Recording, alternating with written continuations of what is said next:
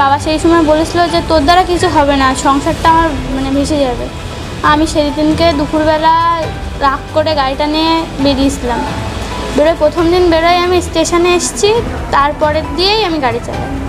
এই যে মানুষকে নেওয়া, রাস্তায় যাত্রীদের নিয়ে যাওয়া, এটা প্রথম যখন করলে তখন কিরকম একটা সংকোচ বোধ হয়নি যে একটা মেয়ে হয়ে? হ্যাঁ, প্রথমে যখন গেছিলাম সেই সময় সবাই আমার দিকে কেমন করে তাকাতো, সবাই দেখে হাসতো, তা কেমন একটা লাগতো। তারপরে ওরা ওরকম করতে থাকো, ঠিক লোক উঠবে আমার গাড়িতে।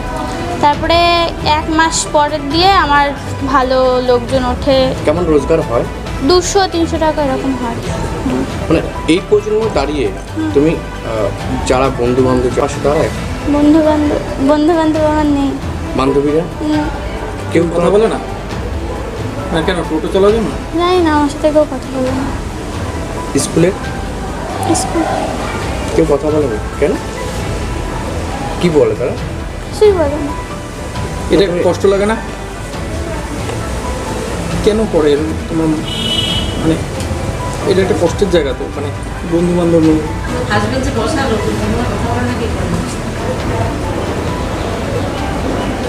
কেন তোমার সাথে কথা বলে না কেন? তুমিও কথা বলো না? তুমি চাও বন্ধু? কথা বলতে গেলেও কথা বলে না। দেখলাম একটা বাচ্চা মেয়ে টোটো চালাচ্ছে এবং সেটা নিয়ে খবর হয়েছে। যখন খবর হয়েছে একটা বাচ্চা মেয়ে সংসার চালাচ্ছে, সেটা একটা দৃষ্টিকটু হয়ে পড়ে। আমাদের দায়িত্ববোধ আছে, দায়িত্ববোধের মাধ্যমে আমাদের মনে হলো যে একবার পরিবারটাকে দেখা উচিত কি অবস্থায় আছে। সেই সুবাদে এখানে আসা। আমি আশ্বাস দিয়েছি, আশ্বাস নয়, আমি করিয়ে দেবো ওটা। এমসে আমাদের ভালো ওনার যে চিকিৎসা আছে, মেনলি আমি শুনলাম নিউরো সমস্যা আছে এবং সেরিব্রাল অ্যাটাক হয়েছে, যে কারণে সেটা নিয়ে অবশ্যই ব্রেনেও একটু সমস্যা আছে এবং হার্টে মেনলি সমস্যা আছে।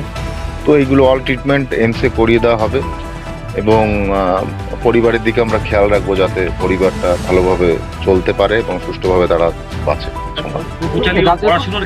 হ্যাঁ, এটাই মেনলি, যে আমি শুনলাম সমস্ত কিছু। একা ইনকাম করে, মাও কিছু করে, কিন্তু তাতে 2 বোনের পড়াশুনো চালানো খুবই মুশকিল হয়ে পড়ছে।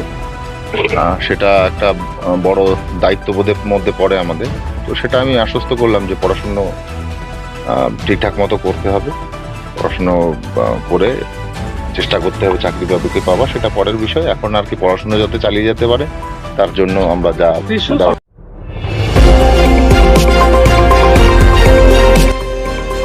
আমার বাংলা, সঙ্গে থাকুন, সঙ্গে রাখুন। আমার বাংলা।